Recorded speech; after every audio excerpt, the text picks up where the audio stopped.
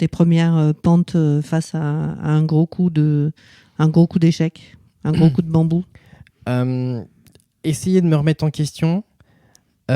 Bizarrement, mes premières priorités à chaque fois, mes priorités temporaires ont été de me dire il faut absolument que je me remette en forme maintenant si je veux pouvoir relever le truc, parce que quelqu'un qui n'est pas en forme, qui n'a pas l'esprit libre, qui n'est pas bien dans sa tête, il ne peut pas se battre. Hein, c'est comme si on envoyait un boxeur sur un ring alors qu'il est déjà malade. Donc mes priorités à chaque fois, ça a été ça. Ça a été de réorganiser du temps avec ma famille, et en même temps d'organiser différemment mes journées pour faire en sorte qu'il y ait moins d'impact sur la famille. Par exemple, je suis un lève très très tôt, moi. Je suis plutôt levé à 4 ou 5 heures tous les matins pour travailler, parce que c'est le meilleur moment, le plus libre pour pouvoir bosser, ainsi de suite. Et je suis vraiment dans le mode je fais du tri. Ça veut dire que ça se voit sur mon poste de travail, ça se voit sur mon bureau, ça se voit sur mon ordinateur.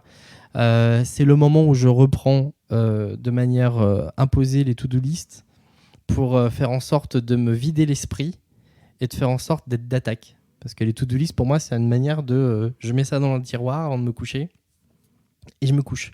Quelqu'un qui dort pas bien, c'est souvent ce qu'on entend des dirigeants qui vont pas bien, ils peuvent pas être OP sur leur journée et avoir les bonnes idées, avoir les bons réflexes. Ben, souvent, dans ces moments-là, je suis pas allé dans des moments trop compliqués, pas en tout cas à imaginer des tas de choses plutôt graves.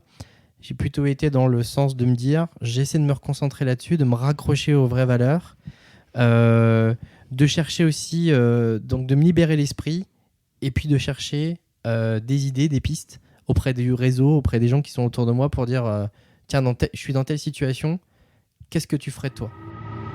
Si ça vous a plu, abonnez-vous à Yaniro Podcast et à la newsletter Yaniro en allant sur le site www.yaniro.co. Bonne écoute!